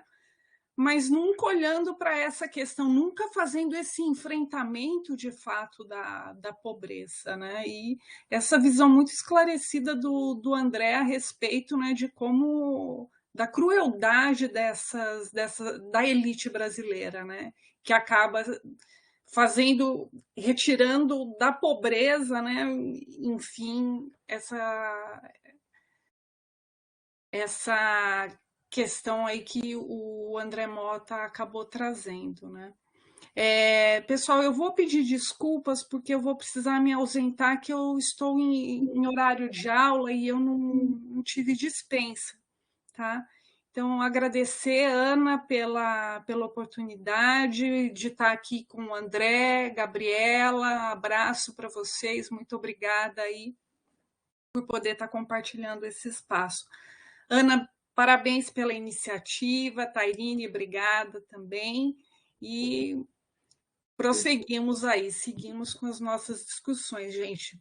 Obrigada. Obrigada a você, Cris, boa aula. E nós vamos ter muitas Obrigada. outras oportunidades daqui para frente. Foi muito bacana. Muito obrigada, viu? Obrigada, gente. Até mais. Tchau. Então, eu vou passar a palavra para a professora Gabriela Marinho. Por favor, Gabriela. Obrigada, Ana. Obrigada, André. Então, não há como a gente não se contagiar, né, pelos calores que o André nos traz, aqui nos provoca, que são muito bem-vindos. Eu, obviamente, como sou fruto, né, pessoal, intelectual e politicamente, né, de uma perspectiva de ação pública, de presença do Estado nas instituições, né, eu cresci como, né, egressa da classe operária, frequentando exatamente os postos de vacinação, né, os dispensários e todo esse aparato, que é um aparato que circundou em determinado momento a nossa, pelo menos uma parte da nossa realidade, porque obviamente um grande contingente continuou expulso ou apenas, né, usufruindo muito parcialmente desse estado do bem-estar, que foi mal construído aí de uma maneira muito desigual e de uma maneira muito, enfim, deixando a desejar, mas existiu, e isto eu acho que é importante. Eu sou, obviamente, defensora ardorosa do SUS, e entendo o valor de fato e de direito, apesar de todas as suas mazelas. E acho que é exatamente pelas mazelas que a gente deve sempre apontar a necessidade de tornar esse aparato muito mais substantivo. Mas é um ganho, é uma conquista, e eu acho que a própria experiência da pandemia trouxe isso com muita evidência, evidenciou isso ainda mais, né? Então, a minha grande preocupação aqui é fazer com que a gente possa, de fato, fazer essa crítica permanente, mas também fazer o esforço da valorização para que a gente não ponha a perder, e foi em parte daquilo que eu disse, inclusive no final da minha fala, entender essas instituições, entender essas conquistas de uma perspectiva emancipatória que seja não fugir à crítica, né? Não se abster da crítica, mas ser capaz de promover uma apropriação crescente.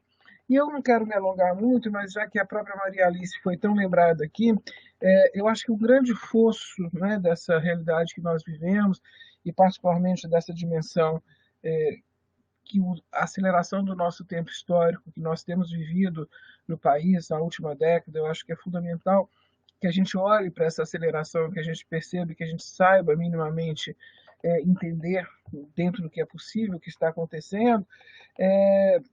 Eu quero trazer a Maria Alice um trecho de uma fala dela num evento promovido pelo próprio museu, lá na Faculdade de Medicina, um colóquio de História das Doenças, e a fala inaugural da Maria Alice, ela foi muito, como de hábito, né, consistente e procedente, e ela trouxe um elemento que me marcou muito, que era de uma pesquisa recente dela com inventários, né, das grandes famílias aí, das elites paulistas, e de novo voltamos a falar em São Paulo como esse espaço de poder, e que no século XIX, ao longo do século, toda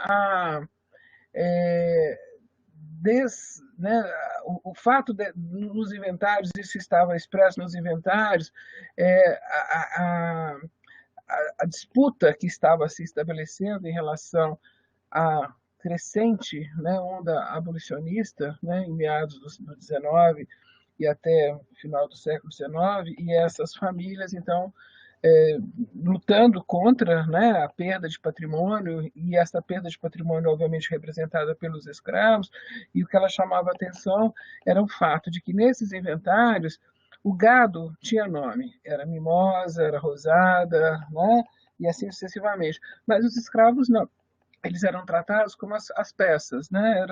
Eram peças. Então, você tinha ali X número de escravos que não eram sequer nominados, ao contrário do gado. Ou seja, na escala, né, digamos até afetiva, né, e de identidade, o boi e a vaca tinham precedência sobre os escravos nos inventários. Né? Eles eram nominados e a eles eram atribuída uma identidade. E essa identidade sequer era cogitada, não era negada, era sequer cogitada em relação àquela experiência da escravidão e da escravização. Então, eu acho que isso é um dado muito importante que me faz ainda ter algum resto de esperança, porque é muito pouca esperança, de que, de fato, a aceleração do tempo histórico, e sobretudo nesses últimos 10 anos, tem, né, feito com que esse viés, que ainda é intenso, profundo e que atravessa a formação da nossa sociedade, seja cada vez mais evidenciado e seja cada vez mais eviscerado. E eu digo que nesses últimos 10 anos a aceleração do tempo histórico ela tem a ver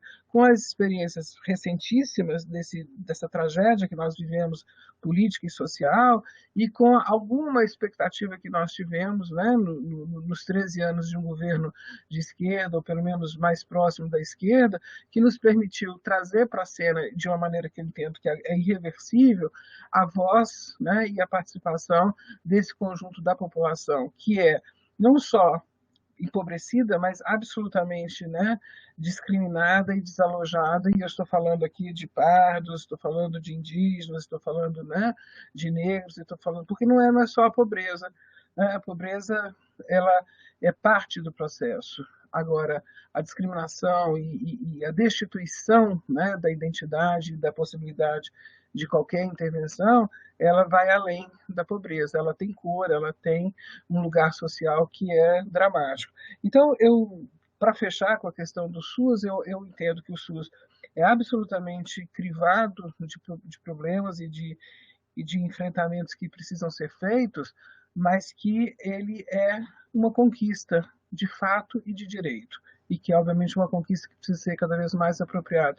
E, André e Ana, para fechar, apesar de todo o desajuste, toda a tragédia que nós vivemos, eu ainda acredito que nós estamos aprofundando nessa aceleração do tempo histórico as chagas que estão, obviamente, que ficaram por muito tempo ainda latentes na nossa sociedade e que, de alguma forma, essa experiência que a gente vive é uma experiência que, se não vai purgar inteiramente essas chagas, pelo menos ela está ali, ela está à mostra e ela evidencia a necessidade permanente de a gente olhar para essas chagas e de a gente cuidar, no mínimo, de entendê-las. Né? E aí, André, para fechar, eu acho que os nossos trabalhos, entendeu?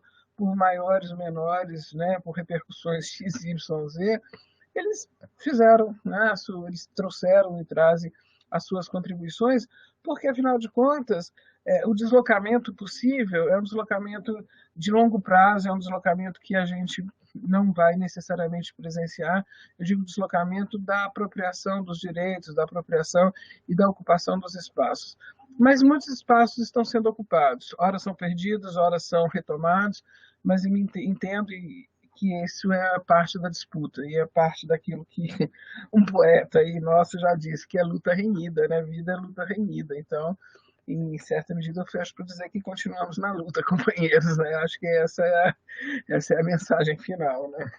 Tem uma outra questão aqui, Gabriela, que uma pessoa destacou sua fala sobre que a FAPESP teria estruturas, digamos, herdadas da ação da Rockefeller, e acho que a pessoa quer ouvir um pouco mais sobre isso, quais seriam, porque somos todos bolsistas da FAPESP, então entender um pouquinho melhor essa estrutura, porque se a gente juntar com o que o André falou, que em alguma medida talvez nós critiquemos menos do que devemos, porque temos vínculos também com essas agências que são parte do projeto elitista de São Paulo, então Em relação a isso, que acho que a pessoa que quer ouvir você. Então, eu fiz uma comunicação a respeito, mas eu não, acho que provavelmente esteja publicado lá nos anais lá da Isocity, mas eu não cheguei a publicar ainda, né? Espero em algum momento poder publicar. Essa experiência, que, como eu disse, ela nasce com os fundos universitários de pesquisa, que foi uma iniciativa da comunidade acadêmica, científica, né? Inclusive o próprio Pacheco Silva estava junto, mas muito, inclusive, capitaneada pela Faculdade de Medicina. Você tinha ali os grandes nomes, né, da Faculdade de Medicina envolvidos com aquilo que era exatamente de levantar fundos para a constituição desses, então, fundos universitários de pesquisa, que foi lá na década de 40, que era de você financiar as pesquisas né, dentro do esforço de guerra.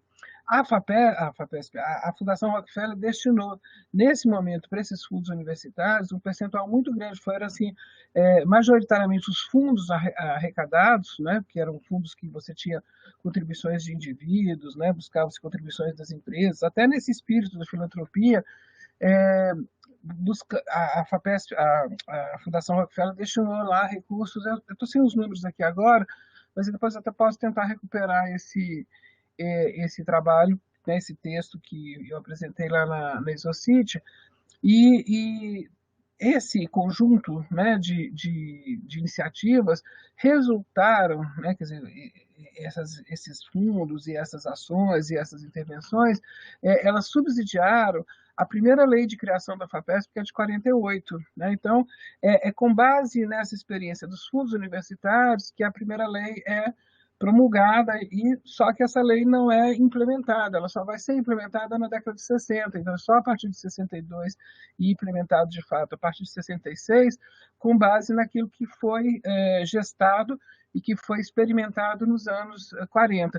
E aí, esses promotores, né, desses fundos universitários que resultaram na lei da criação da FAPESP, eles não só foram bolsistas da própria Rockefeller, como eles faziam a menção e a remissão não só aos recursos que a Rockefeller estava destinando lá aos fundos, como ao próprio modelo de financiamento, né, que é esse critério de excelência, que é esse financiamento autônoma de revisão pelos pares, né? Toda essa noção de excelência científica que a Rockefeller está digamos assim, na base da difusão ao longo do século XX. E eu quero só fazer menção a essa noção de excelência, porque ela é uma noção profundamente excludente, profundamente elitista.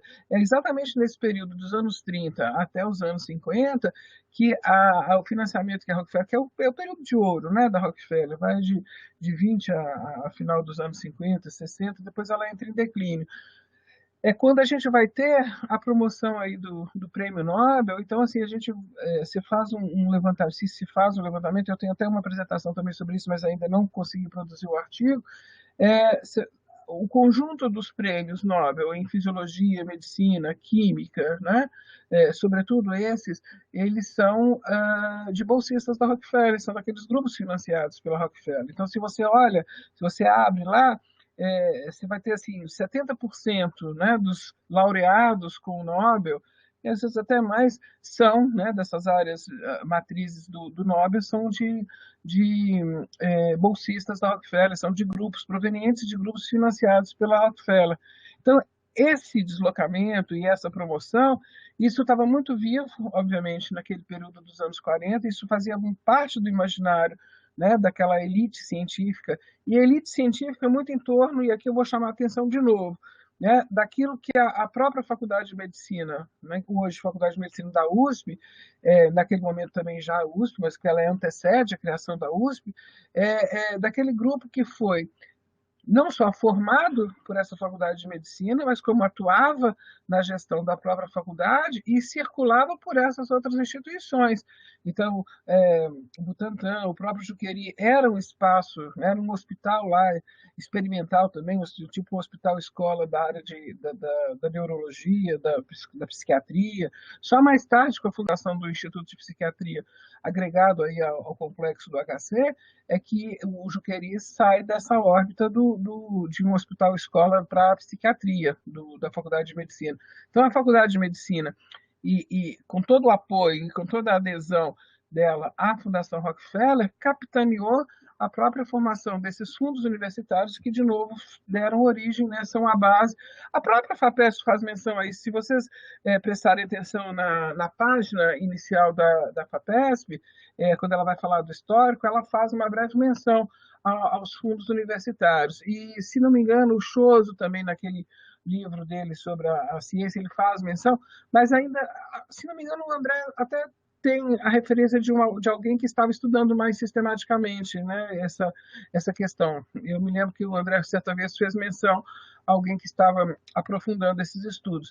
Mas está lá. E aí a gente vai encontrar várias iniciativas, né, que se espelham na presença da Rockefeller na Faculdade de Medicina e nesse entorno, nesse circuito, né, que orbitam, essas instituições que orbitam, porque essa é uma outra premissa da qual eu parto e que, obviamente, precisa de mais investigação, de mais publicações, é a Faculdade de Medicina como um pivô, né, dessa pesquisa biomédica aqui em São Paulo, e que vai ter não só pesquisadores, como instituições orbitando, confrontando, dialogando, disputando, mas ela como uma constante ali, como um elemento de referência para essas instituições. Inclusive a própria Escola Paulista, que é, né, em parte, uma dissidência também desse mesmo grupo, né? Mas é isso, espero ter respondido. E, eventualmente, essa pessoa que se quiser depois entrar em contato, via Ana Lúcia, Unifesp, eu posso achar esse resumo expandido, esse material que eu apresentei, e que tem lá já o conjunto das informações sobre os fundos universitários e a vinculação da Rockefeller com os fundos universitários e depois com a própria, né, por decorrência, na constituição da FAPESP. Muito obrigada, Gabriela. Eu vou aproveitar aqui meu lugar de fala de coordenadora. Eu vou fazer uma última pergunta. Nós já estamos aqui no nosso prazo, mas eu como estudiosos que vocês são de história da medicina, história do ensino médico, dos cursos médicos, das suas instituições, eu não posso deixar de fazer essa pergunta, que é exatamente essa questão que a Gabriela levantou da excelência. Por quê? Se de um lado, obviamente, que todos nós buscamos a excelência em nossas pesquisas, assim como nos seus resultados e nos seus usos sociais, né? Por outro, quando se criam mecanismos de inclusão social, você acaba tendo dentro das faculdades de medicina tensões sociais com as quais esse espaço de uma certa elite privilegiada não estava acostumado. Então, quando eu fiz o pós-doutorado na USP, junto com o André supervisionou com a Lília, o meu pós-doc, eu me lembro que eu perguntava para vocês sobre os alunos e eu ouvia de vocês que a política de cotas alterou o perfil dos alunos. Então, eu queria ouvir um pouco de vocês sobre essa, digamos, tensão entre meritocracia, por um lado, excelência em pesquisa, que eu não acho que está necessariamente em oposição à inclusão social, mas que muitas vezes as pessoas pensam meritocracia e excelência de um lado, inclusão e queda de qualidade de outro.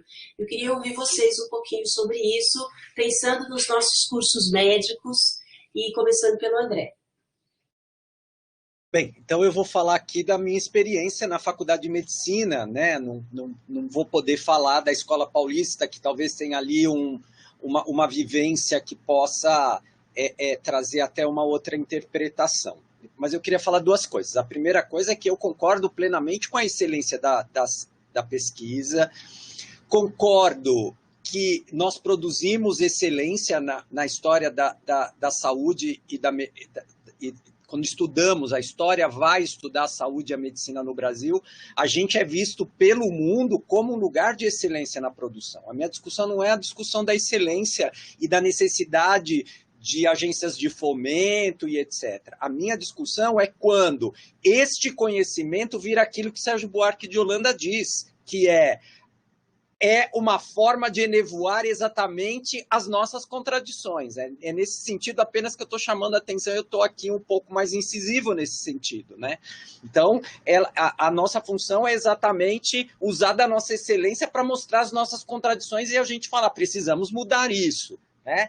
E não enevoar. É só nesse sentido que eu estou falando, e que em momentos de crise epidêmica e pandêmica mostra-se também uma fragilidade quando a gente vê a população absolutamente destituída de tudo, destituída de saúde e também de informação que poderia ter vindo por nós. Eu acho que essa é uma questão para a gente discutir.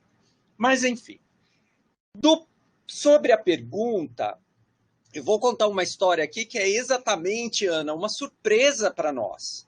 A Faculdade de Medicina nunca ganhou tanto como está ganhando agora com a entrada dos alunos cotistas, não é? De alunos que vêm de classes mais, digamos, mais destituídas do capital, não é? Que chegam da escola pública. Não é verdade, obviamente, que com todas as necessidades de um reacomodamento interno diante desse público que vem chegando nos últimos anos, não é?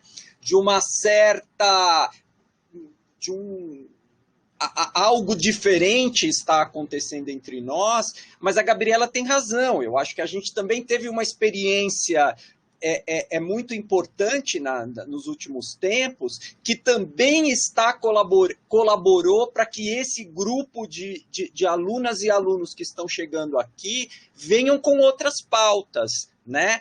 E ajudem a própria Faculdade de Medicina a se repensar e a se reposicionar frente a muitas discussões. Ela é uma faculdade tradicional, ela não é somente um lugar conservador, porque ela tem muitos outros espaços que precisam também ser repensados, né? Ela tem um departamento de medicina preventiva, ela tem a EMI, ela tem núcleos no HU, ela tem, enfim, né? Professores muito diversos e alunos muito diversos, mas a Faculdade de Medicina vem reconhecendo que ela está ganhando muito com a chegada desses novos alunos, né?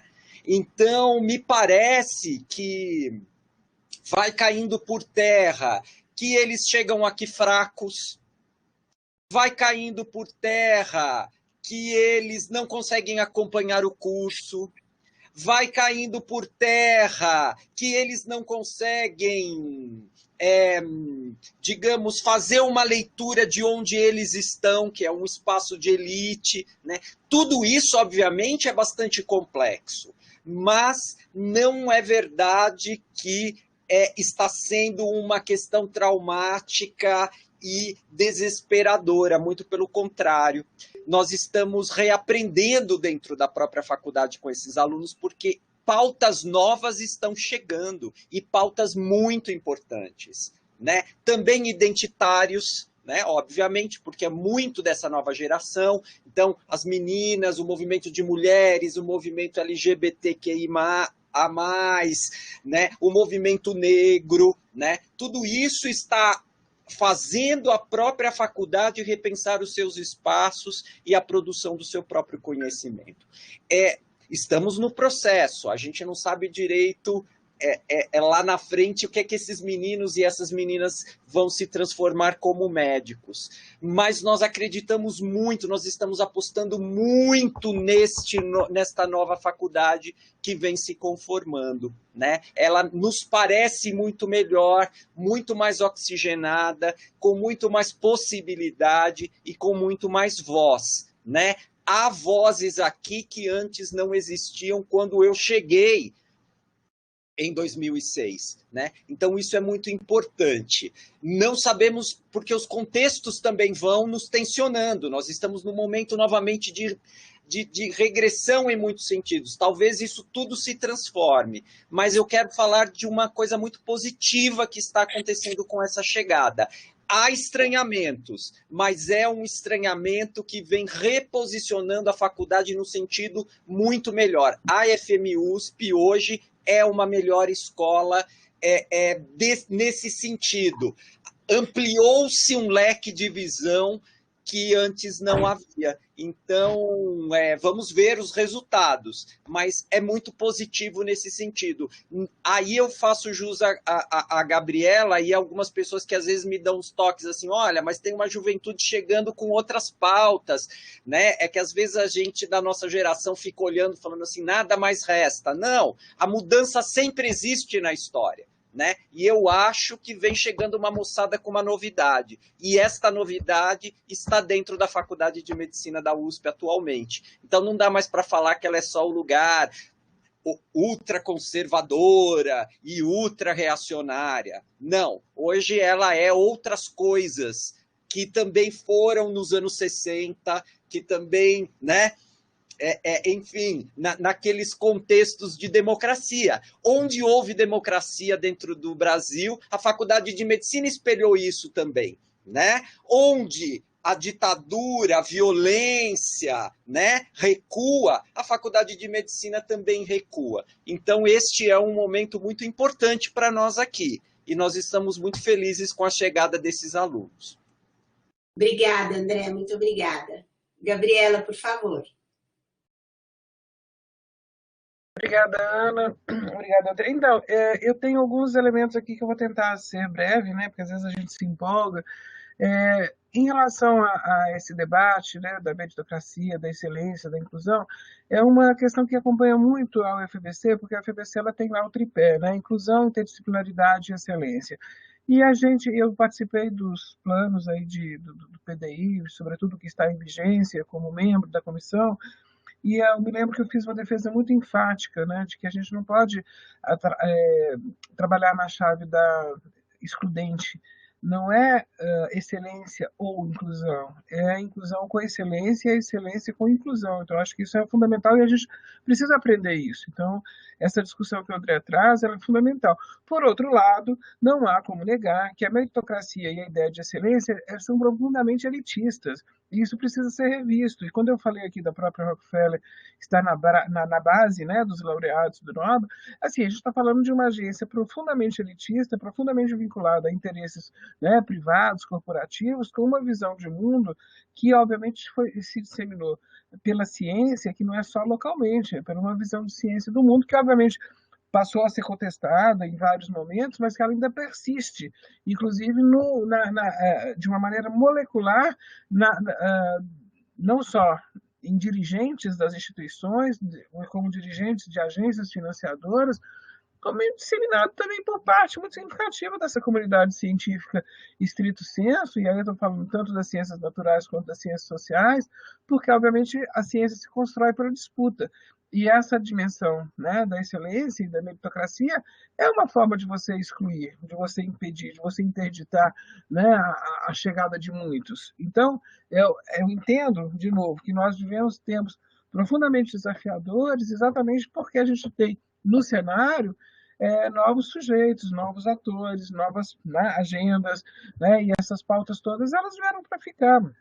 Nesse momento, a gente está vivendo, de novo, né, uma tragédia política, né, sanitária, mas eu ainda entendo que a gente precisa tirar o aprendizado disso tudo, e é um duríssimo aprendizado, mas que a gente vai, obviamente, e talvez nem seja eu, né, provavelmente nem verei os frutos disso, mas eu ainda aposto que alguma alternativa há de se construir exatamente pela incorporação dessas novas agendas, dessas novas pautas, desses novos atores, desses novos sujeitos, né? Homens, mulheres, né, meninas, trans e assim sucessivamente, né? Negros, indígenas e toda a gama, né, diversa e variada e intensa e, né, capaz de transformar esse ambiente todo. E saudemos, né, André? Saudemos que a Faculdade de Medicina seja essa caixa de ressonância, né? Ter a capacidade de se reinventar. Acho que só as instituições de fato sólidas, eu acho que elas conseguem se reinventar sem desmoronar, né? E eu aposto muito nisso na própria UFABC, só lembrando que nós somos a primeira universidade, e isso é um mérito, eu acho, muito grande daqueles governos que permitiram a criação da UFABC, foi a primeira universidade que, das suas vagas, hoje com 2.000 vagas de ingresso, 50% são destinadas à escola pública, e desses 50% da escola pública, nós temos 50%, né, pelo menos, para negros e indígenas. Né? Então, isso também traz para a Federal do ABC uma diversidade muito grande, uma robustez, e uma disputa também, e um tensionamento entre docentes, discentes, né, servidores, servidoras. Não é simples, mas a gente tem acho que assim, não foge de novo ao debate, né? Não foge ao que o tempo nos impõe, e o tempo que eu estou dizendo, a nossa contemporaneidade, né? Esse tempo histórico, essa temporalidade que nos é dado viver, e sobretudo nessa dimensão de aceleração desse tempo histórico. Eu acho que esse é um desafio aí permanente para a gente, Ana e André. Muito obrigada, Gabriela. Então, eu vou encerrar os nossos trabalhos, novamente agradecendo muito aos participantes pela gentileza de aceitarem o convite, proporcionarem esse debate, essa possibilidade de compreender um pouco mais o enigma de São Paulo, por um lado, e por outro, colocá-lo numa lógica que é brasileira, de todos nós, que tem a ver com inclusão, e especialmente se relaciona com a escrita de uma história da saúde que possa caminhar junto com o SUS, cada vez maior, cada vez mais forte, cada vez mais público, cada vez mais universal. Então, muito obrigada a vocês, obrigada ao nosso público pelas perguntas, por assistirem, e muito obrigada a Tairine pela mediação desse debate. Boa noite a todos.